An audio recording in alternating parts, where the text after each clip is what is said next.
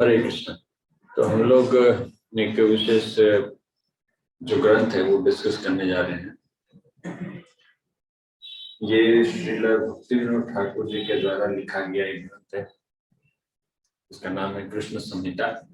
इसमें से एक अध्याय है। उस अध्याय में वृंदावन के अलग अलग असुरों से हम क्या सीख सकते हैं इसके बारे में बताया गया। वृंदावन के असुर भी हमको कुछ सिखाते हैं, ये भी बड़े आश्चर्य की बात है। तो पहले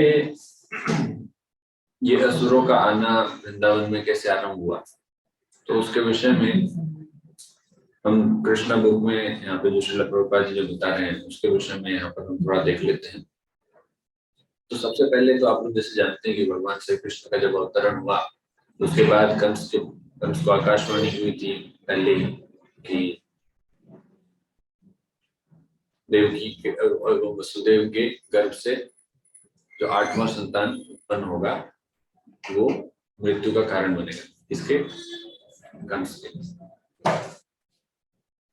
है ना, किसी और। तो कंस इस बात से भयभीत था कि मेरी मृत्यु सामने आने वाली है, 8वां पुत्र जैसे उत्पन्न होगा तो वो मुझे मार देगा। आकाशवाणी में ये नहीं बताया गया था कि कब मारेगा, जैसा कि ये सब लोग जानते हैं कि इस बात को कोई नहीं जानता कि हम कब मरने वाले, तो मरने वाले। तो ये भविष्यवाणी कंस के लिए क्या हमारे लिए भी तो हो ही चुकी है। जातस्य ही ध्रुव मृत्यु अध्रुवम जन्म मृत्यस्य च, जिसका जन्म हुआ है उसकी मृत्यु निश्चित है। तो भविष्यवाणी हमारे लिए भी हो चुकी है। और कंस की तरह हमें भगवान को फिर ढूंढना चाहिए, जैसे कंस ढूंढ रहा था भगवान को। कंस ढूंढ रहा था भगवान को क्योंकि भगवान उसको मारने वाले। हमको ढूंढना चाहिए भगवान को क्योंकि हम मरने वाले। फर्क इतना ही, बाकी मारने वाले तो वही है। भगवान बोलते हैं कि मैं काल हूँ, तो भगवान ही सबको मार रहे हैं। I am the time, I am the destroyer. ये अच्छी बात थी कंस के लिए कि चलो उसको ये भविष्यवाणी हो गई, तो कम से कम वो भगवान कृष्ण को ढूंढने लगा। 24 घंटे 365 दिन उसको हमेशा भगवान कृष्ण याद आते थे। देखा नहीं था कैसे दिखते हैं, फिर भी दिखते थे। ये भी आश्चर्य की बात है। उसने कभी कहीं फोटो नहीं देखा था भगवान कृष्ण का, या कहीं पे कोई शास्त्र में नहीं पढ़ा था कि कृष्ण ऐसे दिखते हैं। हम तो फिर भी पढ़ लेते हैं कि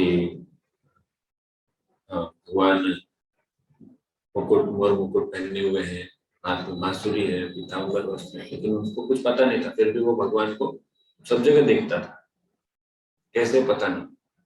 यही कृष्ण भावना भावित होने का एक लक्षण है।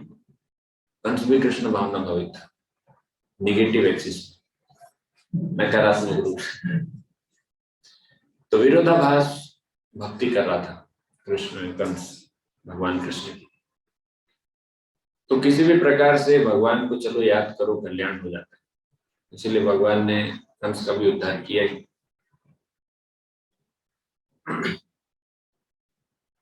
कुछ लोग बोलते हैं कि कंस तो फिर भी कम था, आज तो कलयुग में इतने बड़े बड़े असुर हो गए हैं, तो भगवान को मारने क्यों नहीं आते।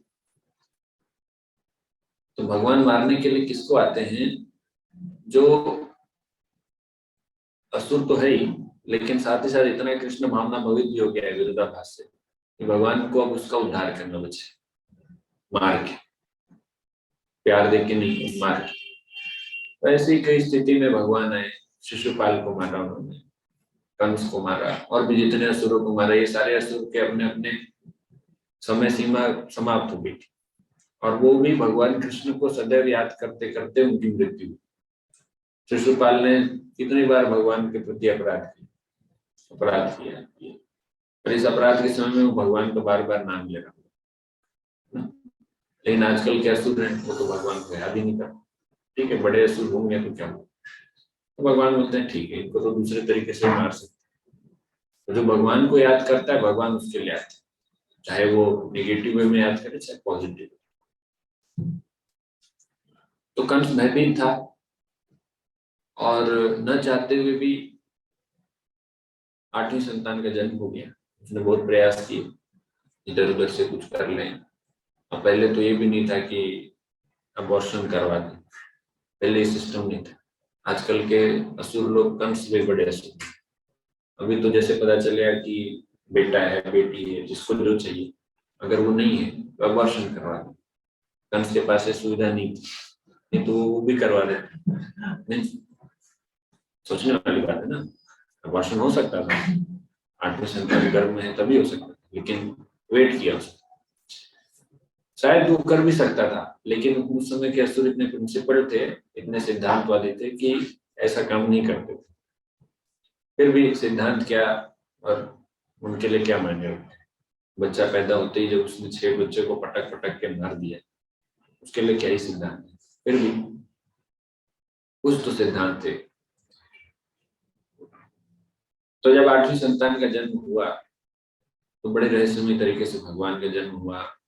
सब लोग को निद्रा में सुला दिया गया और भगवान को वृंदावन गोकुल ले आए गए। ये नहीं भगवान बच के भाग के नहीं जा रहे थे, डरपोक नहीं थे भगवान कि भागना है, मुझे बचा लो, मुझे ले चलो। परंतु भगवान ये चाहते थे कि उनकी लीलाओं का विस्तार हो, थोड़ा लुका छुपी खेलें कंस के साथ तो थोड़ा मजा आएगा। ऐसे ही कंस को सामने सामने मार देंगे तो मजा नहीं आएगा, क्योंकि कंस मरेगा तो बाकी लोगों का क्या होगा। अभी कंस के साथ इतने सारे असुर थे, उन सारे असुरों को मारना भी आवश्यक था। तो भगवान ऐसा कई बार करते हैं। जानबूझकर उन्होंने कंस को नहीं मारा, शुरुआत में मार सकते थे। जब 6 दिन के थे तो पूतना को मार दिया, तो फिर कंस को मारने में कौन सा बड़ा चीज। पर भगवान चाहते थे कि पहले सारे असुर एक एक करके एक एक करके सभी खत्म हो जाए, फिर आखिरी में कंस को मारे। जैसे आप चेस खेलते हैं तो पहले ही राजा को मार दें फर्स्ट अटेम्प्ट, मजा नहीं आएगा। जो अच्छा प्लेयर होगा वो पहले धीरे धीरे सामने वाले को कमजोर करता जाएगा, एंड में फिर कैप्चर करेगा, उसमें मजा आता है। पहले ही में आप मार दे तो क्रिकेट मैच होता है, जब तक आखिरी बॉल तक मैच न चले तब तक मजा नहीं आता। पहले ही खत्म हो गया, पहले ही ओवर में मार दिया, खत्म, क्या मजा है, पैसा वसूल नहीं होना। तो भगवान भी चाहते थे कि सारे देवी देवताओं का, भक्तों का, ऋषि मुनियों का इतना जो प्रतीक्षा की है वो भगवान के लिए, उसका कुछ वसूली भी हो, उनको भी मजा आए। ऐसा नहीं कि आए सबको एक बार में खत्म कर दिया, ऐसा नहीं। इवन जरासंध के केस में भगवान ऐसा करते हैं। जरासंध को भी भगवान मार सकते थे, लेकिन भगवान ने क्या किया, हर बार जरासंध को छोड़ देते थे। जरासंध अपने साथ एक एक अक्षौहिणी सेना लेके आता, एक अक्षौहिणी सेना, कभी 2 अक्षौहिणी, ऐसा एक एक अक्षौहिणी सेना लेके आता था। एक या कुछ ऐसा, हाँ, काफी सारी सेनाओं को लेकर आता था।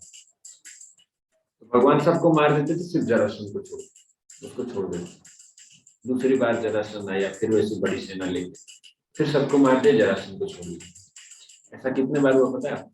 17 बार। ऐसा 17 बार जरासंध को छोड़ दिए भगवान।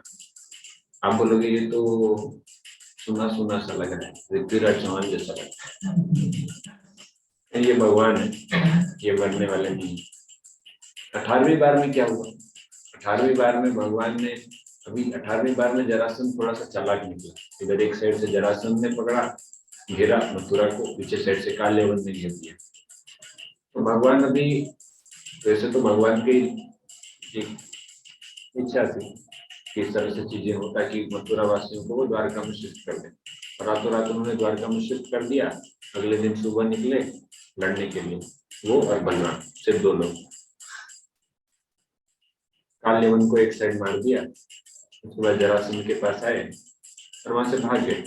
जरासंध ने सोचा कि मेरे से डर के भागे। इतने दिनों में क्या हुआ? 17 बार क्या हुआ?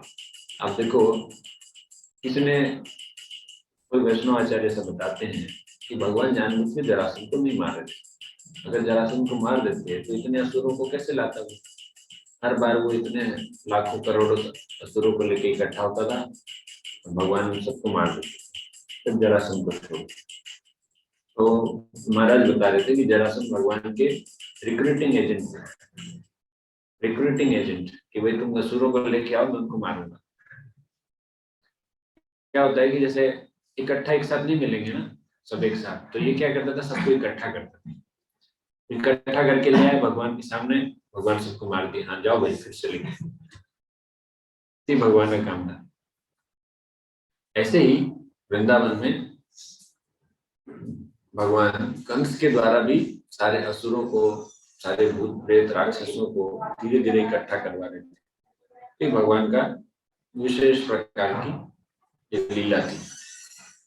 जैसे कि हमने कल डिस्कस किया कि सुबह दोपहर शाम भगवान को टाइमिंग का पता नहीं था, तो ब्रेकफास्ट कब करना है, लंच कब करना है, डिनर कब करना है, ये बात हमें कैसे समझ में आती है अगर वो खेल रहे हैं, उसमें तो घड़ी नहीं था।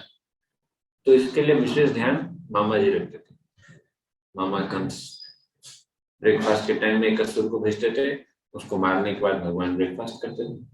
लंच के समय एक असुर आता था, उसको मारने के बाद भगवान लंच करते थे, और शाम को एक असुर आता था, उसको मारने के बाद वापस चलते थे।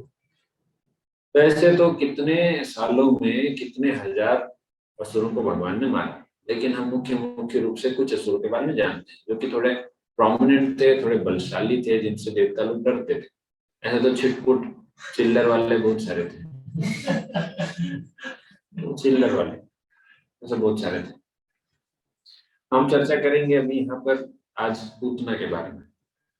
तो भगवान कृष्ण का जब जन्म हुआ, उनको गोकुल ले जाया गया, तो वहां पर एक बहुत शानदार उत्सव, नंदोत्सव मनाया गया। उत्सव मनाने के बाद नंद जी गए थे वसुदेव से मिलने के लिए। वसुदेव जी से जब मिले तो वसुदेव जी ने कहा कि वसुदेव जी को पता है कि कृष्ण का जन्म हुआ है, तो भी कंस वहां पर कुछ न कुछ उत्पात मचाएगा। तो उन्होंने इनडायरेक्टली हिंट दिया नंद महाराज को, ऐसा नहीं कह सकते थे कि वो मेरा बेटा है, आपके पास है, मैंने एक्सचेंज किया था, तो ऐसा कुछ नहीं कहा वसुदेव जी। और नंद महाराज को उन्होंने बताया कि देखिए वृंदावन में भविष्य में बहुत सारी समस्याएं आ सकती है, और आपके जो शिशु हैं, आपके जो नया बच्चा हुआ है, उस पर भी कुछ आपदा हो सकती है, ऐसा मेरा अनुमान है, मैंने अपने जो कृष्ण या हमारे जो गुरु लोगों से पूछा है। तो थोड़ी आशंका बढ़ गई नंद महाराज की, और वो तुरंत वहां से निकले मथुरा जाने, वृंदावन गोकुल जाने के लिए। वो पहुंचे नहीं थे, इस बीच में ही कंस ने पूतना को भेजा, क्योंकि कंस को ये पता चल गया कि अभी कृष्ण तो यहाँ है नहीं, और जो दुर्गा देवी थी उसने पहले बता दिया कि कृष्ण तो कहीं और जन्म ले चुका है। तो कंस ने आदेश दिया कि यहाँ आसपास के जितने एरिया में जितने भी नवजात शिशु, सबको खत्म कर दिया जाए। तो कंस ने ये ऑर्डर दे दिया, सबको मार दिया जाए। अभी मारने वाले काम कौन करेगा, तो उसने पूतना को बुलाया, क्योंकि बच्चों को मारने में उसको अच्छा लगता था। जब पूतना आई तो पूतना को विशेष रूप से कंस ने बोला कि काम हो जाना चाहिए, काम हो जाना चाहिए। पूतना बोले कि चिंता मत कीजिए, वो तो छोटा बच्चा है, क्या ही कर लेगा। तो कंस ने भी बोला कि कंस कंस था तो वैसे शास्त्र तो वो भी पढ़ा था कि विष्णु कौन है, वो भी जानता था, लेकिन उसके मन में था कि बच्चा है, अभी विष्णु बच्चे रूप में है, छोटा बच्चा रूप में है, अभी दूध पीने वाला होगा, अभी तो दूध पी पी के सब ताकत बढ़ेगा उसके अंदर, अभी ताकत है नहीं। बोला हाँ ठीक है, फिर भी वो विष्णु है, ध्यान से। बोले विष्णु है या जो भी है, अभी तो बच्चा है, बच्चे को मारने में मुझे आनंद आता है, मजा आता है, चलो।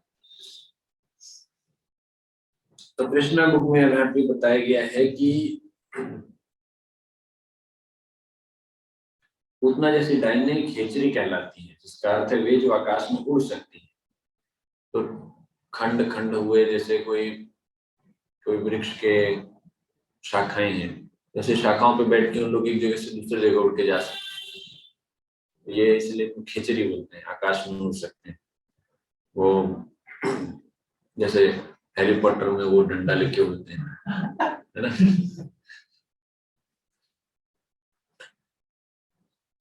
तो इनके पास ब्लैक मैजिक, जैसे ये भूत प्रेत डायन जैसे थी, तो पूतना को बहुत अच्छा लगता था बच्चों का खून पीना। जब वो गोकुल पहुंची तो वहां पर उसने एक बहुत सुंदर स्त्री का रूप बना लिया। बहुत सुंदर स्त्री बना के वो रूप बनाकर जब वो नंद महल की तरफ गई, वैसे तो उसने सबको धीरे धीरे काफी बच्चों को मार दिया था, अब बारी थी भगवान की, भगवान कृष्ण की। तो कई सारे बच्चों को मारने के बाद वो गोकुल पहुंची, वहां पर उसको पता चला कि नंद महल में एक बच्चा का जन्म हुआ है, तो फिर वो उस तरफ गई। वहां जब गई तो सब लोगों ने उसको ऐसा समझा कि कोई स्वर्ग की देवी है, तो उसको प्रणाम करने लगे, आइए आइए। तो फिर वहां पर रोहिणी माता, यशोदा माता, उन्होंने भी उसको नहीं रोका टोका, सोचा कि स्वर्ग की देवी है, अमृत पिलाने आई होगी। उसने पूछा कि मैं इसको दूध पिला सकती हूँ? बोले हाँ ऑफ कोर्स, भाई हाँ, आपका दूध पी के तो ये और बलिष्ठ हो जाएगा, ताकतवर हो जाएगा। स्वर्ग के लोग अमृत पीते हैं, तो आपके दूध में भी अमृत ही होगा, मेरा बच्चा अमृत अमर हो जाएगा। किसको पता था कि वही अमर हो जाएगी, है ना? हम लोग उसके बारे में गुणगान करने वाले हैं, उसके बारे में पढ़ने वाले, कौन जानता। तो पूतना ने जब भगवान को, भगवान के पालने की तरफ जब गई, तो भगवान ने अपना आग बंद कर लिया। भगवान ने अपना आग बंद कर दिया। तो उसके विषय में अलग अलग मत है कि भगवान ने आग क्यों बंद किया। कुछ लोग बोलते हैं कि वो क्योंकि एक डायन थी, बच्चों का खून पीती थी, इसलिए भगवान ने उसकी तरफ देखा नहीं, आग बंद कर दी। कुछ लोग बताते हैं कि क्योंकि वो भगवान को मारने आई थी और भगवान उसको मारने वाले थे।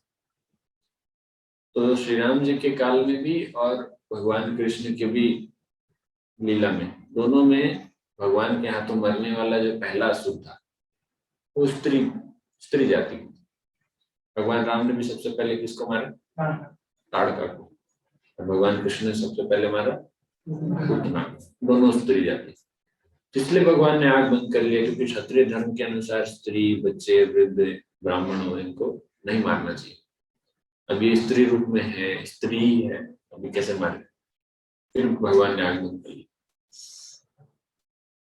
तो बड़े प्यार से एक्टिंग करते हुए भगवान को दूध पिलाने का प्रयास करने लगी। उसने अपने स्तन में वैसे भी विष लगा के रखे थे, बहुत जहरीला विष। कहते हैं कि वो जो सांप थे, जिस समय पे कालकूट विष का उन्होंने पान किया था शुरुआत में, जब समुद्र मंथन हुआ था, तो वो जो जहरीले सांप थे, सबसे भयंकर जहरीले सांपों का उसने विष लगाया था, ताकि एक बार में खत्म हो जाए, काम हो जाना चाहिए। तो पूतना ने भगवान को तुरंत दूध पिलाना आरंभ किया। तो भगवान दूध पीने लगे आराम से। दूध पीते पीते धीरे धीरे भगवान कब उसके जो प्राणवायु है उसको भी पीने लगे। शरीर में प्राणवायु है, उस प्राणवायु को भी भगवान खींचने लगे, उसको भी पीने लगे। तो कई जगह पर यह भी वर्णन आता है कि भगवान कृष्ण कभी किसी को मारते नहीं। भगवान कृष्ण में सभी अवतारों के अंश है। तो भगवान कृष्ण में जो विष्णु बैठे हैं, या विष्णु रूप जो है, वो संहार करते हैं, वो इस तरह का काम करते हैं। भगवान कृष्ण को सिर्फ लीला करते हैं। भगवान कृष्ण ने दूध पिया, मारने का काम कौन किया? वहां पर जो भगवान विष्णु रूप में अंदर बैठे हैं, सभी अंश है भगवान के अंदर, तो उन्होंने उनको उनका वध किया। तो भगवान तो आराम से दूध पी रहे हैं, और साथ ही साथ दूध पीते पीते उसके जब प्राणवायु जब खींचने लगे, तो उसको थोड़ा असहज फील हुआ, क्या बोलते हैं उसको, अनकंफर्टेबल फील होने लगा, क्या हो रहा है अभी। कभी कभी जैसे हम लोग को उल्टी आने वाली रहती है तो एक अजीब टाइप से फीलिंग आता है, बॉडी डिस्टर्ब हो जाता है, उस तरह से उसको भी फीलिंग होने लगा कुछ तो गड़बड़ हो रहा है। जब और खींचने लगे तब उसको पता चला कि अब मेरे ही प्राण जा रहे हैं, इसको मारने ही थी उसकी जगह नहीं जा रही। तो वहां से फिर वो व्यक्ति जब छटपटा के भागता है, तो उसे भागने लगी, तो वहां पर रोनी जी और यशोदा माता बोली क्या हो गया, क्या हो गया, और बच्चे को पकड़ी हुई है, तो क्या हो गया इनको, क्या क्या क्या दिक्कत हो गई? तो ऐसा करते हुए जब वो लोग सोच रहे हैं, इतने में वो भागने लगी। भागते भागते भगवान ने पूरी तरह से उसके प्राण खींच लिए और वो ऑलमोस्ट मरने वाली थी, डेड। उस समय पे अभी उसके हाथ से सब छूट गया, भगवान को उसने छोड़ दिया, पर भगवान फिर भी चिपके हुए थे उसके शरीर से, छोड़ नहीं देते भगवान। भगवान वो गुस्से से छोड़ूंगा नहीं। और फिर जब वो गिरी तो फिर उसने अपना पूरा जो ओरिजिनल उसका जो शरीर था उस तरीके का उसने अपना बॉडी वापस फैला लिया, ओरिजिनल फॉर्म में आ गई। तो करीब करीब 8 मील लंबा शरीर था उनका। 8 मील मतलब कितना हो सकता है, मल्टीप्लाई करेंगे आप 1.6 से, 1.6 किलोमीटर पर मील। 13 किलोमीटर लंबा। यहाँ से 13 किलोमीटर कितना होता है नया रायपुर तक? नहीं, ज्यादा हो गया। मैग्नेटो मॉल तक। तो यहाँ से इतना लंबा उसका शरीर फैला हुआ है। उस जगह पे भगवान कृष्ण छोटे से हैं, किधर दिखेंगे इतने बड़े भगवान? तो ढूंढ रहे हैं किधर होगा अभी भगवान कृष्ण, किधर होंगे। तो सीढ़ी लगा के उसके शरीर में चढ़ के भगवान को उतारे। वे बोल, इतना बड़ा शरीर है ना, इतना लंबा होगा तो ऊंचाई भी होगी काफी, कम से कम 1-8 किलोमीटर ऊंचाई होगी। 1-8 किलोमीटर ज्यादा हो गया। तो हो सकता है ऐसा कुछ। कैसे चढ़े होंगे अभी, पहाड़ चढ़ने में समय लगता है ना, ऐसे चढ़े होंगे बहुत समय। तो पर क्या है कि यहाँ पर जब भगवान को वो गोद में ले रही थी, मातृ प्रेम का प्रदर्शन कर रही थी, लेकिन चाहती क्या थी अंदर से, भगवान को मारना। तो इस प्रकार की जो मेंटालिटी है कि हम बाहर से अच्छा अच्छा करना चाह रहे हैं, लेकिन अंदर हमारे अंदर क्या है, कपट है, डुप्लीसिटी बोलते हैं इसको। ये पूतना का व्यवहार है।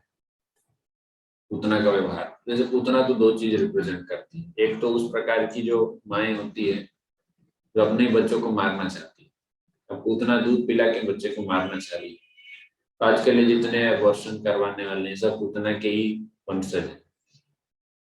बच्चों को गर्भ में मार देंगे, बच्चों को पैदा होने के बाद कहीं यहाँ वहाँ छोड़ देते हैं। पहले अपना एंजॉयमेंट हो गया, उसके बाद कोई जीव, कोई बच्चा पैदा हो रहा है उसको मार दें। ये सभी पूतना के ही भाई बहन लोग। तो ये चीज बताती है पूतना की माँ होके भी कैसे निर्दयी हो सकते हैं लोग। तो खैर पूतना तो भगवान के साथ किया, और भगवान के साथ कुछ भी होता है कि वो भी किसी प्रकार का संबंध बनाता है तो भगवान उसको तो प्योरीफाई कर ही देते हैं। पर आजकल के जो लोग हैं वो क्या कर रहे हैं, उनका तो खैर भगवान के साथ वो नहीं कर रहे हैं, इतनी योग्यता भी नहीं कि भगवान को मारने का प्रयास करें। पर आज जो लोग जिस प्रकार का कार्य कर रहे हैं तो वो बहुत जघन्य पाप कर्म कर रहे हैं। दूसरा चीज जो पूतना दिखाती है कि आपके अंदर कैसा जो कपट की भावना है। कई बार लोग हमारे आसपास होते हैं, बहुत अच्छे से बात करते हैं, ऐसा लगता है जैसे वो आपके अपने हैं, सुहृद हैं, दोस्त हैं, शुभचिंतक हैं, लेकिन अंदर ही अंदर पता चला कि वो पीछे से खंजर मारने वाले है ना। कभी कभी आपने वो एक फोटो देखा होगा कि एक 2 लोग आपस में मिल रहे हैं, एक अपने पीछे फूल रखा है, दूसरा अपने पीछे चाकू या फिर कुछ कुल्हाड़ी वगैरह रखा है। या फिर एक दूसरा है, जैसे एक मैंने देखा था कि एक वृक्ष के पास एक व्यक्ति जाता है, तो वृक्ष अपने अपने पीछे कुछ फल रखा हुआ है और वो व्यक्ति अपने पीछे कुल्हाड़ी रखा हुआ है। तो हम जाते हैं जब भी किसी के पास, तो हम यही उम्मीद के साथ जाते हैं, एक्सपेक्टेशन के साथ जाते हैं, या कभी किसी से मिलते हैं, व्यवहार होता है कि एक दूसरे में सामने वाले से अच्छे से ट्रस्ट बना रहे, विश्वास बना रहे। लेकिन जो विश्वासघात वाला जो स्थिति आती है, ये पूतना के साथ है। ये पूतना की मानसिकता है कि आप अच्छा करने के दिखाने के बाद भी आप करना क्या चाहते हैं, उसका बुरा करना चाहते हैं। तो ये तो पूरा एक 180 डिग्री टर्न हो गया कि माँ बन के दूध पिला रही है और उसका 180 डिग्री क्या हो गया कि जहर पिला रही है। तो माँ का दूध पिलाना मतलब माँ और बच्चे का जो संबंध है वो प्रेम का सबसे उत्कृष्ट संबंध है संसार में, भौतिक संसार में। भौतिक संसार में सबसे ज्यादा आपको अगर कहीं प्रेम दिखेगा वो एक माँ और बच्चे के बीच दिखेगा। उस रिश्ते में अगर जहर पिलाने वाली बात आ रही है तो आप समझ सकते हैं कि कितना यू टर्न हो रहा है। तो ये जो स्थिति है ये है कि कोई आपके आपके सामने अच्छा बन रहा है लेकिन उसके हृदय में, कई लोग बोलते हैं ना कि जैसे मैंने तो सांप पाल के रखा था अपने घर में, या फिर लोगों के हृदय में तो विष भरा है। तो इस तरह की जो बातें होती है ये पूतना के विषय में। तो हृदय में विष और स्तन में विष एक ही बात। स्तन में विष रखा था और लोग अपने अंदर इतने सारे विष रखते हैं, वो सामने नहीं आता। वो आपको कभी कहीं ऐसी जगह पता चलेगा जब आप समझ में नहीं आएगा। ये पूतना का कार्य है। तो हमको इसको सावधान रहना चाहिए। और कैसे बचना चाहिए, क्या सीखना चाहिए? तो पूतना जैसी अगर स्थिति हमारी होगी तो आपको भी दंड मिलेगा। पूतना जैसे तो हम योग्य नहीं है कि भगवान हमको आके दंड दें, लेकिन ये भक्ति के रास्ते में बहुत बड़ा बाधा है। अगर आप इस तरह का कार्य करते हैं कि मैं आपके सामने बहुत अच्छा हूँ और पीठ पीछे आपके पीछे ही कुछ ना कुछ उल्टा सीधा काम कर रहा हूँ, ये बहुत बड़ी बाधा है। इसको हमको बचना चाहिए अगर आप भक्ति करना चाहते हैं तो। हाँ, भौतिक संसार में तो ये कॉमन है। भौतिक संसार में तो डुप्लिसिटी कॉमन है। ये नेता आएंगे बोलेंगे हम आपको इतना ये देंगे, आपके शहर में बिजली आएगी, सड़कें आएगी, आप वोट दीजिए। वोट देने के बाद फिर 5 साल तक लोग दिखते नहीं। ये डुप्लिसिटी तो नेता करते हैं। समझ में आती है बात कि वो स्वार्थ है उनका। भौतिक संसार में उन लोग भी अपना बेनिफिट चाहते हैं। लेकिन जब आप भक्ति कर रहे हैं तो भक्तों के बीच इस तरह का संबंध नहीं होना चाहिए। क्योंकि अगर एक भक्त दूसरे भक्त के लिए ऐसा सोच रहा है तो फिर वो क्या भक्ति है? उसको भक्ति बोलेंगे फिर? ये तो सरासर क्या हो गया, पॉलिटिक्स हो गया, है ना? तो ये चीटिंग प्रोपेंसिटी एक तरह का क्या है।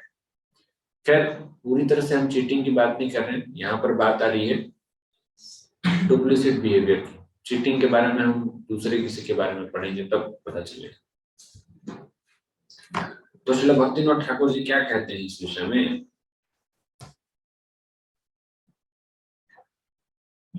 प्रेरिता पूतना तत्र कंसेन बालघातिनी मातृव्याज स्वरूपा सा ममार कृष्ण तेजसा।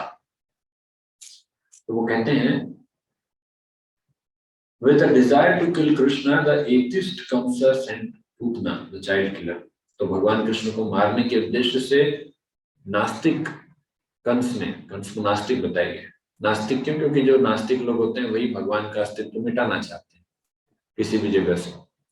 तो इसीलिए उसको नास्तिक बताया गया। कंस ने कितने प्रयास, आज भी ये प्रयास चल रहे हैं।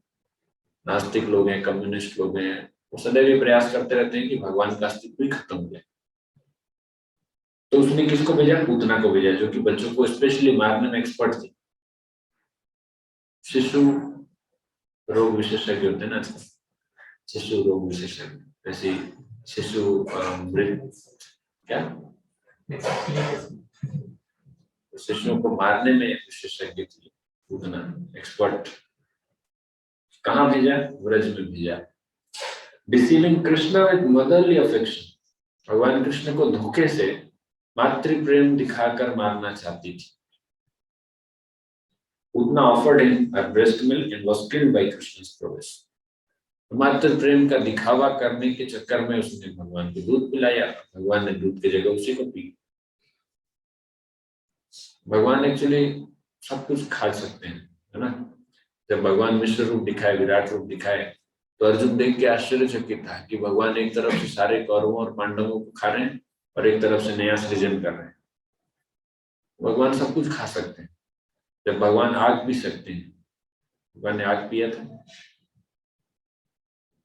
जंगल में आग लगी थी, भगवान ने आग पी लिया। भगवान जब आग पी सकते हैं, क्या नहीं खा सकते? भगवान तो सब कुछ भगवान के अंदर ही, तो अलग से खाने की भी जरूरत नहीं। तो भगवान पूतना को ही खा गए। और खाने के साथ साथ भगवान ने उसको मुक्ति भी दे दिया। तो देखिए पूतना ने एक्टिंग किया माँ बनने का, तो भगवान ने इतना उसको बेनिफिट दिया कि आप सच में चलो गोकुल में। अभी पूतना एटर्नली शाश्वत रूप से गोकुल में भगवान की सेवा कर रही है धाय के रूप में। धाय मतलब धाय मतलब दूध पिलाना।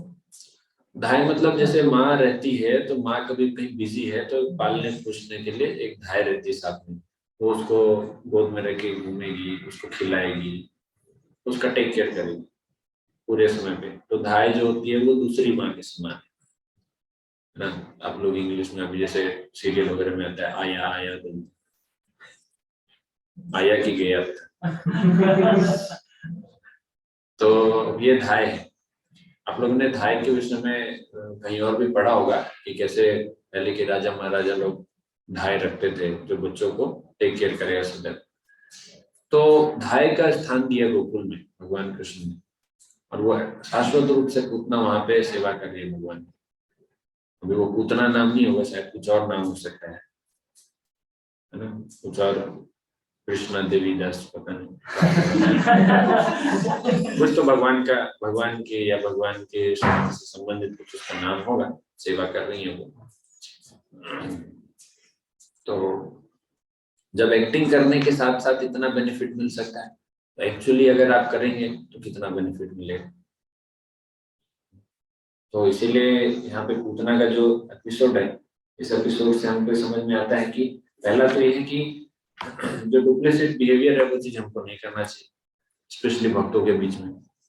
स्पेशली इसलिए बोल रहा हूँ क्योंकि भौतिक संसार में अगर आप डुप्लिसिट बिहेवियर कर भी रहे हैं तो उसके लिए कोई, उसका भक्ति से कोई खास लेना देना नहीं। लेकिन क्या है कि हम जैसा एक्टिविटी करते रहते हैं धीरे धीरे हमारी आदत बन जाती है। तो भौतिक संसार में हर कोई डुप्लिसिटी काम कर रहा है तो वहां पर ये चीजें चलती है कि ठीक है थोड़ा बहुत चल रहा है। मैं ऐसा नहीं कह रहा हूँ कि वो ओके है आपके लिए, बट मैं विशेष रूप से कह रहा हूँ कि भक्तों के बीच में चीज नहीं होना चाहिए, क्योंकि इससे भक्ति प्रभावित होगी तो नुकसान किसका होगा? किसका नुकसान होगा? अपना ही नुकसान होगा। भक्ति में हमारा ही नुकसान होगा, हम दूसरे का नुकसान नहीं कर सकते। आप कितना भी प्रयास कर लो, भक्ति करते हुए आप किसी दूसरे का नुकसान नहीं कर सकते। अगर आपके मन में कुछ गलत चीज आया, अगर आपके मन में कुछ गलत चीज आप पनप रहा है या कुछ कोई खराब मेंटेलिटी है तो उससे नुकसान आप किसका कर रहे हैं? अपना। कोई सामने वाला नुकसान नहीं होता, इस चीज को आप समझ लीजिए। आप सामने वाले को हेल्प कर सकते हैं, बेनिफिट कर सकते हैं, उसका नुकसान नहीं कर सकते, उसका नुकसान नहीं कर सकते। अब नुकसान अपना ही हो। ऐसा अपेरेंटली लगे कि सामने वाले का नुकसान हो गया है, ऐसा लग सकता है। जैसे आपने किसी को गलत राह में बता दिया, कुछ गलत चीज सिखा दिया और वो कुछ गलत चीज करते हुए फिर चला गया, तो यहाँ पे उसका इतना नुकसान नहीं हुआ है जितना नुकसान आपका हो रहा है। क्योंकि भगवान तो अल्टीमेटली देख रहे हैं ना, भगवान तो उसको फिर कहीं ना कहीं किसी ट्रैक में वापस ले आएंगे। ठीक है किसी ने जबरदस्ती गलत साइड भटका दी, और आपका क्या हो? इंटेंशनली आपने जब किया गलत चीज तो आपका क्या हो? तो पूतने इंटेंशनली करना चाह रही थी भगवान के साथ। बस समस्या इतनी है, या कह सकते हैं कि पूतना के साथ ये संयोग इतना ही बैठ गया कि वो भगवान के साथ कर रही थी। इतना पहले उसने जितने असुरों को, जितने सॉरी इतना पहले तक उसने जितने बच्चों को मारा उससे तो उसको कुछ फायदा नहीं हुआ। अब भगवान के पास आ गई इसलिए फायदा हो गया। तो किसी न किसी प्रकार से भगवान का अगर हम सेवा करेंगे, मैकेनिकली वे में भोग लगा रहे हैं भगवान, ऐसे ही मन में इच्छा नहीं है फिर भी भगवान का नाम जप कर रहे हैं या कीर्तन कर रहे हैं, तो उसका बेनिफिट है। क्योंकि हमने देखा कि पूतना को बेनिफिट मिल गया, वो तो मारने के उद्देश्य से बेनिफिट हो गया, हम तो खिलाने के उद्देश्य से मैकेनिकली भोग लगा रहे हैं, तो भी बेनिफिट मिलेगा, क्यों नहीं मिलेगा? और दूसरा चीज हमको क्या सीखने मिल रहा है, एक तो डुप्लिसिट वाला, और दूसरा हमने जो डिस्कस किया कि किसी भी रूप में हम भगवान की सेवा करेंगे तो उससे हमको लाभ मिलेगा। अंत में क्या हुआ, जब पूतना का शरीर इतना बड़ा था उसको फिर क्या किया गया, काट काट के उसको फिर जलाने की तैयारी करने लगे, क्योंकि ये इतना बड़ा शरीर है क्या करें। जब उसको जलाया गया तो वहां से जैसे चंदन का सुगंध आता है, चंदन की लकड़ी जलाते हैं तो कैसा स्मेल आता है, अगरू चंदन, तो ये धूप वगैरह का जैसे हम जलाते हैं तो वैसा स्मेल आ रहा था। तो लोग सोच रहे हैं कि ये कहाँ से सुगंध आ रहा है, किधर से आ रहा है। तो किसी ने बोला अरे उस साइड से आ रहा है ना, जहाँ पूतना को जलाए थे और राक्षसी को जलाए थे। अच्छा वहां से आ रहा है, तो इतनी भारी मात्रा में उसका शरीर इतना बड़ा है, उसको काटने में कितना समय लगा होगा, 13 किलोमीटर का लंबा। तो उसको काटने के बाद उसको जब जला रहे हैं, कितना कितना लकड़ी कितना सब कुछ जलने के साथ साथ ये सुगंध आ रहा है। तो लोग बोल रहे हैं कि वाह, ये तो चमत्कार हो गया। किसी एक सामान्य इंसान को, एक ब्राह्मण को भी अगर आप जलाओगे तो भी बदबू आएगा।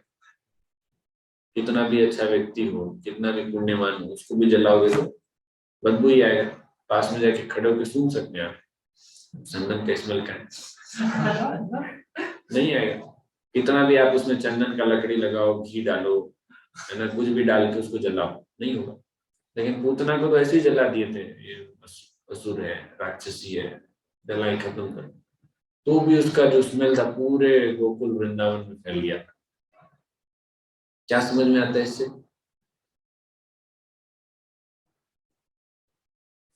जिस भगवान के शरीर को देखने के लिए, भगवान के चरण का दर्शन पाने के लिए, भगवान के चरण के रज पाने के लिए ऋषि मुनि इतना तपस्या करते रहते हैं, भक्त लोग इतना प्रयास करते रहते हैं, उनका चरण पूतना के शरीर को बार बार बार बार 3-4 बार, कितने बार उनको पड़ा होगा।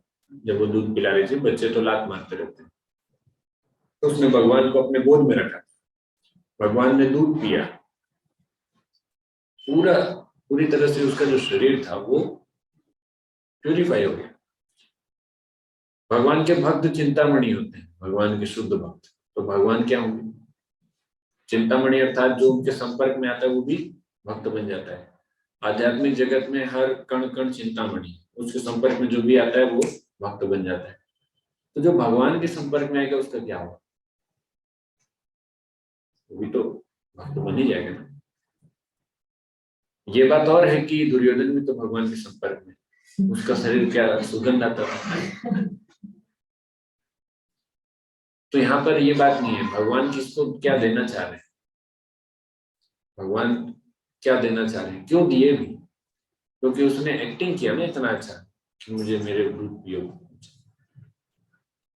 तो इस प्रकार की चीजों को हम देख के समझ सकते हैं कि असुरनी पूतना के सारे पाप धुल गए थे, उसे स्वर्गिक शरीर प्राप्त हो गया था। यहाँ ऐसा उदाहरण प्राप्त होता है कि भगवान कितने सर्व कल्याणकारी हैं।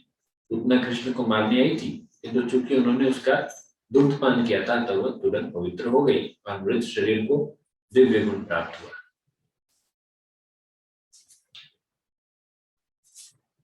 तो ये निष्कर्ष हम निकाल सकते हैं कि भगवान की सेवा में लगाई गई अल्प शक्ति भी अपार दिव्य लाभ प्रदान करने वाली है। जो बोलते हैं ना कि स्वल्पमस्य धर्मस्य त्रायत्व महत्व मेरा। तो थोड़ा सा भी अगर हम भगवान की भक्ति में प्रगति करेंगे तो उसका लाभ अनंत रूप से हमें मिलेगा। तो इससे रिलेटेड कोई प्रश्न है आप लोग?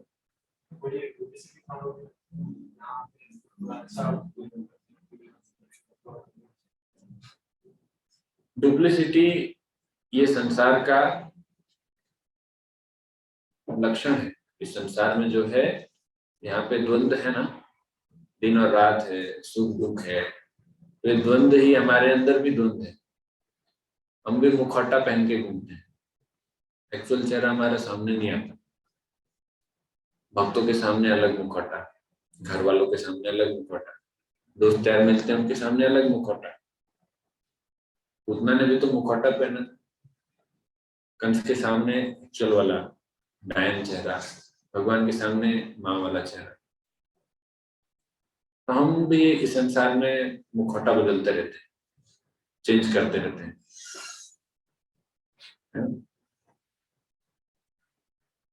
तो सबके साथ, पर जितना हम भगवान की सेवा में भक्ति में अगर हम आगे बढ़ना चाहते हैं तो धीरे धीरे हमको इस चीज को समझना पड़ेगा और मुखौटों की संख्या कम करनी पड़ेगी। एक ही रहे तो अच्छा है, जो आपका ओरिजिनल है, जो आप हो वही दिखना चाहिए। जैसे हम घर जाते हैं हम यहाँ की चीजों को दबाने लगते हैं। ठीक है, अभी समय की मांग है, आप इतना नहीं कर सकते, पर मैं कह रहा हूँ कि धीरे धीरे एक ऐसा समय आना चाहिए कि जब वो मुखौटे कम होने चाहिए, खत्म हो जाने चाहिए। और जितना मुखौटा लेके चलेंगे उतना आपके अलग अलग रोल्स दिखेंगे। जैसे हम देखते हैं ना टीवी में कि डबल रोल है, ट्रिपल रोल है। एक्चुअली हम खुद कितने रोल में, हम खुद कितना रोल प्ले करते हैं, होता नहीं होता। आप कॉलेज में जाएंगे तो वहाँ एक अलग ही रोल है, घर जाएंगे वहां पे रोल चेंज। और यही घर वालों में कोई रिलेटिव्स आ गया, उसके सामने अलग रोल। कोई हमको बहुत सीधा समझता है, कोई हमको बहुत बातूनी समझता है, कोई हमको झगड़ालू समझता है, कोई गुस्से वाला समझता है। ये कैसे हुआ? जबकि एक को बोलोगे अरे ये प्रभु जी बहुत गुस्सा करते हैं, नहीं बोला बहुत गुस्सा करते हैं। एक एक को लगता है बहुत क्रोधी है, एक को लगता है नहीं, हमने तो सब देखे नहीं। दो अलग अलग रोल है। कितने रोल्स हैं हमारे? एक ही व्यक्ति के 50-50 रोल होंगे। हाँ, इससे भी ज्यादा। ज्यादा ही होंगे। 50 मतलब वो बोलने की बात होती है ना, 50 काम बचा है।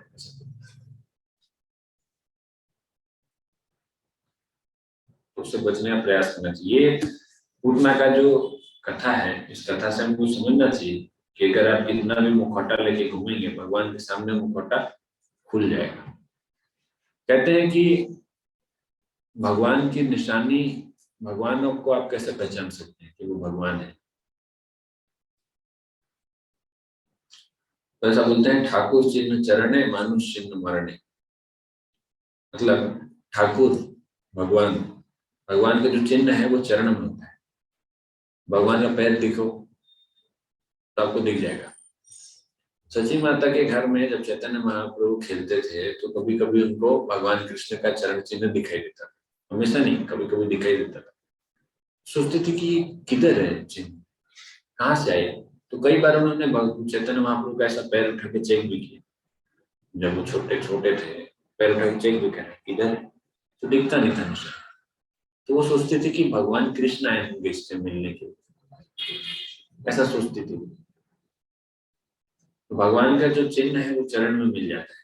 चरण चिन्ह देख के समझ जाते हैं। आज भी वृंदावन में कितने जगह पे चरण चिन्ह है भगवान कृष्ण के, चरण पादुका, चरण चिन्ह, चरण पहाड़ी, है ना। और मानुष चिन्ह मरने, और मनुष्य की पहचान कब होती है? मृत्यु के समय। मरते समय पता चलेगा कि ये कैसा व्यक्ति। लास्ट में तो सब अच्छे बोलते हैं। मृत्यु कब आने वाली है आपको पता है? नहीं पता। मान लीजिए आप कुछ गलत काम कर रहे हैं, उसी समय पे मर गए, सबको पता चल जाएगा पूरी दुनिया को कि क्या कर रहा था। मृत्यु अगर किसी की बेड पे लेटे लेटे बहुत अच्छे से जो मर रहा है, अंकल कहाँ है, पापा कहाँ है, ताऊ कहाँ है, नौकर कहाँ है, सबको बुला बुला के ऐसे मर रहा है, तो ठीक है, वो व्यक्ति अलग बात है। लेकिन मृत्यु के समय व्यक्ति की पहचान हो जाती है। इन जनरल बात बता रहा हूँ, ऐसा नहीं कि सबके साथ ही, पर सामान्यतः एग्जाम्पल दे रहा हूँ। मान लीजिए आप मोबाइल में कुछ चला रहे हैं ना, कुछ देख रहे हैं, इस समय कोई भक्त आ गया तो तुरंत बंद कर दिया आपने टैब पर। एग्जाम्पल दे रहा हूँ, मान लो आप कुछ चला रहे हैं, कुछ वीडियो देख रहे हैं मोबाइल में, देखते देखते अचानक से कोई डिवोटी सामने से आने लगा, इमीडिएट आप बंद करके कुछ और चालू कर, है ना। मान लीजिए होता होगा, क्या पता। तो मान लीजिए ये भक्त आया, उस समय पे आप जैसे चेंज करने वाले हैं, चेंज होने से पहले ही मान लीजिए कोई मर गया। एग्जाम्पल दे रहा हूं, आप कुछ देख रहे हैं, कोई आ रहा है, इमीडिएट उस समय पे मर गया, तो वो टैब तो खुला हुआ है।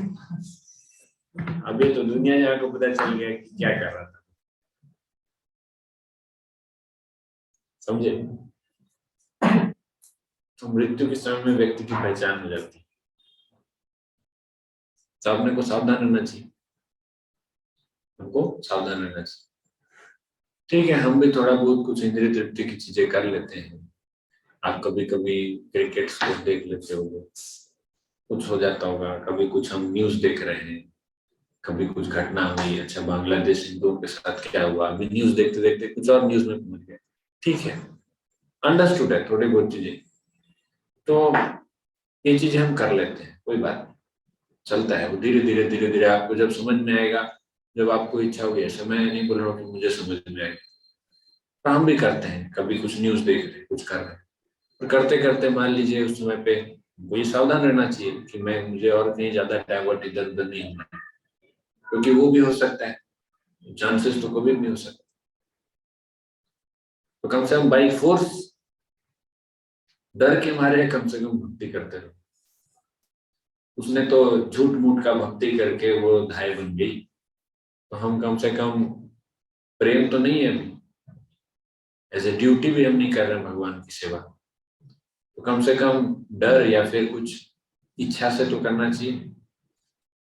4 प्रकार से भगवान की भक्ति हो सकती है। सबसे पहला फियर, डर के मारे, दूसरा होता है डिजायर कि भगवान हमको ये चाहिए वो चाहिए, तीसरा होता है ड्यूटी, कर्तव्य कि नहीं भगवान ने इतना कुछ दिया है तो मुझे भी भगवान को देना चाहिए, और चौथा होता है प्रेम।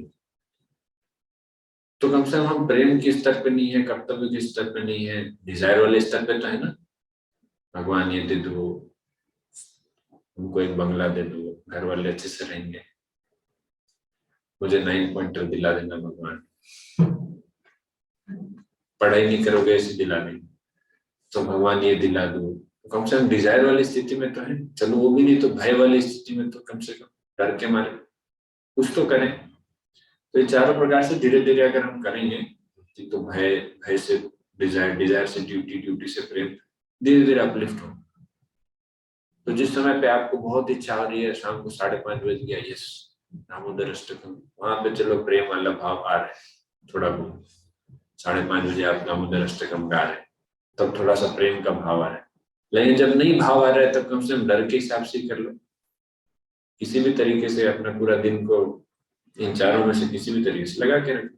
जब पढ़ाई कर रहे हैं तो ये इच्छा से भगवान पॉइंटर दिला देगा, कम से कम उस बहाने से ही कर लो, ना करने से अच्छा कुछ तो कर लो।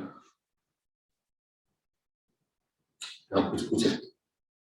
हाँ बाबू जी, वो ऐसा नहीं मतलब हम अपने कंट्रोल दूसरे को दे देते हैं, जैसे कि अगर कुछ अच्छा हो, अपना कंट्रोल दूसरे को दे देते हैं, ऐसा होता नहीं कि अच्छा बोल रहा है अच्छा लगता है, फिर कुछ बुरा बोल दिया तो उसके बारे में सोचते रहते हैं। समझा नहीं? ऐसा होता है ना प्रभु जी, कोई अच्छा बोलता है, अगर आप उसको अच्छे बोले अच्छा लगेगा, खुश हो जाऊंगा, अच्छा बोलेगा, लेकिन अगर उल्टा सीधा बोल दिया फिर मैं टूट जाऊंगा, उसके बारे में सोच रहा हूँ ऐसा नहीं बोलेगा, ऐसा नहीं।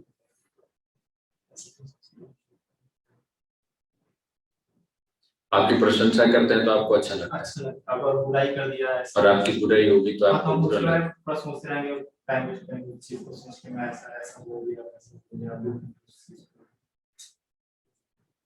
आपको जब प्रशंसा करते हैं तब भी आप सोचते रहते हैं, हाँ, वो तो हमेशा चलता रहता है कंटेम्पलेशन, जब इसका हमारे मतलब बारे ये में। ना प्रभु जी, हम अपना कंट्रोल दूसरे को दे रहे हैं, जो जैसा बोलेगा उसी हिसाब से।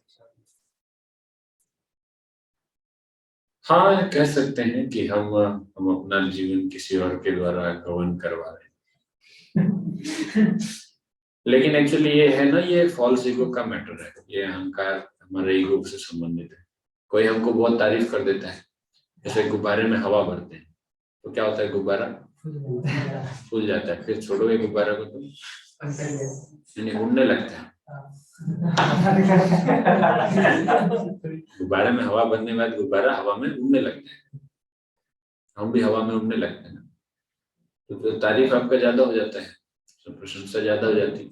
जब जेन्युइन प्रशंसा होती है, जब कोई जेन्युइन प्रशंसा होती है, तो सामने वाले का अहंकार नहीं बढ़ता। अगर कोई आपका जेन्युइन प्रशंसा करे, तो एकदम वास्तविक जो प्रशंसा है, जो चीज आप, जो वास्तव में आप हैं, जो चीज आपके लिए आपने कुछ क्रेडिट मिला है, अगर वो चीज करेंगे तो आपको आपका ईगो नहीं बढ़ेगा। और अगर आपको जेन्युइन चीज के लिए डांटा जाए, तो फिर आपको उस चीज के लिए बुरा भी नहीं लगना चाहिए। वो मैं नहीं बोल रहा हूँ बुरा नहीं लगता, ऐसा नहीं बोल रहा, बोला बुरा नहीं लगना चाहिए। तो जब आपको जब कोई प्रशंसा करता है तब हमको ये सोचना चाहिए, दोनों चीज से बचने के लिए, कि पहला कोई प्रशंसा करता है तो हमको सोचना चाहिए कि शायद मेरे में गुण नहीं है, ये भक्त मुझे बता रहा है कि मुझे इस चीज में डेवलप करना है, अपने आप को ये गुण मुझे लाना है। जिसको बोलेगा प्रभु जी बहुत हम्बल है, बहुत सिंपल है, मतलब हम है नहीं, शायद मुझे भक्त लोग इनकरेज करके बता रहे हैं कि मुझे और विनम्र बनना है और मुझे सरल बनना है। अगर हम सोचने लग जाए मैं बहुत विनम्र, बहुत सरल हूँ, तो वहां पे ये हवा में उड़ने वाला चीज है। और जैसे गुब्बारा में जितना भी हवा भरो, जितना ज्यादा हवा भरा रहेगा, अगर आप उसको कुछ पिन चुभाओगे तो उतना जोर से आवाज आएगा। मान लीजिए आपने एकदम थोड़ा सा भरा, इतना सा गुब्बारे में, पिन चुभाओगे तो आवाज आएगा? आप हवा ही नहीं भरा, बंद ऐसे पैकेट से निकाला हमने गुब्बारा, उसमें पिन चुभाओ, कुछ आवाज आएगा? कुछ नहीं आएगा। वही गुब्बारा को इतना बड़ा फुला दो और पिन चुभाओ तो वैसे ये जितना हमारे अंदर भर दिया ईगो, अहंकार बढ़ता बढ़ता बढ़ता बढ़ता हम फूल जाएंगे। फूल जाने के बाद अगर कोई हमको कुछ थोड़ा सा ही बोलेगा तो जोर से आवाज आएगा। आवाज किससे आएगा? हम ही से निकलेगा। क्या बोला? हम ही अंदर से बोलेंगे। और प्लेन है, कुछ नहीं है अंदर, कितना भी पिन चुभाओ, गाली दो, कुछ फर्क ही नहीं पड़ेगा। ईगो जिसमें जीरो ईगो है। जैसे जब आप बुक डिस्ट्रीब्यूशन के लिए जाते हैं, कितना भी सुनो उस समय फर्क नहीं पड़ता, लेकिन किताब बांट के आए, बस में वापस पूछे, कोई दूसरा वक्त कुछ बोल दिया, क्या प्रभु जी ऐसा बोलते हैं आप? वहां पे देखिए फर्क देख रहे हैं, मुखौटा का फर्क, यही मुखौटा है। वहां जाते हैं तो कैसे हम ये मुखौटा बना लेते हैं कि मैं बहुत सिंपल हूँ, बहुत विनम्र हूँ। मारो पीटो जो करना है, किताब लो, इतना भी गाली दो सब चलेगा। आप भगवद गीता लीजिए, बस आप कुछ भी बोलो मैं सब सुनने के लिए तैयार। और यहाँ पे कोई कुछ बोल दिया, नहीं जाऊंगा मैं बुक बांटने। अरे उधर तो एक किताब के लिए इतना चल रहा था, यहाँ तो बांटने नहीं जाऊंगा। तो हम लोग को जब कोई डांटता है, कोई कुछ करेक्शन करता है, उस समय पे हमको सोचना चाहिए कि उसमें उसको शायद मेरे में कुछ कमी दिखी है, तो वो बता रहे हैं, तो उसको स्वीकार करना चाहिए कि अच्छा है, कोई बोलने वाला तो है। कबीरदास जी लिखते हैं ना, निंदक नियरे राखिए आंगन कुटी छिपाए, बिन पानी साबुन बिना निर्मल। तो बिना साबुन और पानी के आपको साफ कर रहे हैं, तो अच्छा है, ये तो कितना अच्छा है। ऐसे लोग को तो पास में रखना चाहिए। जो आपकी तारीफ करता है, इन लोग को हमेशा दूर रखना चाहिए, क्योंकि ये लोग जितना पास रहेंगे उतना आपका नुकसान होगा। आप दिन भर यही सोचते रहोगे कितना अच्छा हो, हमेशा थोड़ी देर में तारीफ कर दिया, अरे वाह। ऐसे ही पहले के जो राजा महाराजा थे, जिन लोग का पतन हुआ, वो इसी कारण से हुआ क्योंकि उनके चापलूस लोग उनको कुछ ज्यादा चढ़ा के रखे। महाराज आप तो ग्रेट है, महाराज आप तो क्या महान, क्या योद्धा है। और दुश्मन सामने आ गए, अरे महाराज कुछ नहीं है, आपके सामने तो लोग कुछ नहीं, सब पानी है। अरे महाराज बस सुन रहा है, दुश्मन आके गला काट के चला जाएगा, कुछ फर्क नहीं पड़ेगा, क्योंकि वो फूल गया है। उससे अच्छा तो ऐसे लोग को रखना चाहिए जो उसके बारे में बताए कि अरे महाराज यार ये चीज में आपका कमी है, ये कीजिए। तो आपको कोई करेक्शन कर रहा है, बहुत अच्छी बात है, डांट रहा है, अच्छी बात है, तारीफ कर रहा है, तारीफ प्रशंसा भक्तों का तो काम है, वो तो प्रशंसा करते रहते हैं। लेकिन हमेशा ध्यान रखिए कि कभी भी ऐसी उटपटांग प्रशंसा मत कीजिए किसी का भी, क्योंकि ऐसे ही अननेसेसरी किसी का भी प्रशंसा करेंगे ना, उससे सामने वाले का ईगो बढ़ेगा। ऐसा काम क्यों करना? जैसे मुझे आप कितना भाव से भोग लगा रहे थे, मुझे मैं देखा एकदम, मतलब ना मैं ऐसा कभी देखा ही नहीं। क्यों? आप सिंपल नॉर्मली बात कीजिए कि बहुत अच्छा है, आप एकदम टाइम टू टाइम भोग लगाते, ये मुझे अच्छा लगा, ऐसा बोलिए। ये आपको सीखने मिला, ठीक है। इतना एकदम बढ़ा चढ़ा के प्रभु जी इतना किताब आप बांट देते, प्रभु जी 5 किताब दिन में बांट देते, प्रभु जी बाप रे 5 किताब। प्रभु जी क्या करते हैं प्रभु जी, आप एकदम जाते हैं बोलती ले लेते हैं। मैं तो प्रभु जी 5 दिन में किताब भी नहीं, तुम सो रहा था 5 दिन तक तो ये नहीं। जाओगे तो क्यों नहीं होगा। अननेसेसरीली किसी का ऐसा प्रशंसा भी नहीं करना चाहिए, और करेक्शन भी किसको करना है वो तुमको ध्यान देना चाहिए। तो मेन बात ये है कि हमारे अंदर जो अभी खैर टॉपिक से हम ज्यादा दूर नहीं जाना चाहिए। टॉपिक में ये था कि डुप्लिसिट व्यवहार हमारे अंदर नहीं रहना चाहिए। उस चीज को आप समझिए कि जब आपको कोई डांटता है, तो पेरेंट्स घर में डांटते हैं तब आपका व्यवहार कैसा होता है, आप लोग जब डांटते हैं या करेक्शन करते हैं तो आपका व्यवहार कैसा रहता है, जब आप बुक डिस्ट्रीब्यूशन करने जाते हैं तब आपको कोई डांटता है तो कैसा व्यवहार रहता है। इन तीनों को आप एनालाइज कर लीजिए, इतने में आपको समझ में आ जाएगा कि हमारे अंदर हम डुप्लिसिट बिहेवियर कैसा कैसा रखते हैं। उस चीज को कम कीजिए, प्रयास करें उसको कम करें, और भक्ति में आगे बढ़ने के लिए वो हेल्पफुल होगा। ठीक है, हरे कृष्णा। श्रील प्रभुपाद की जय। निताई गौर प्रेमानंद।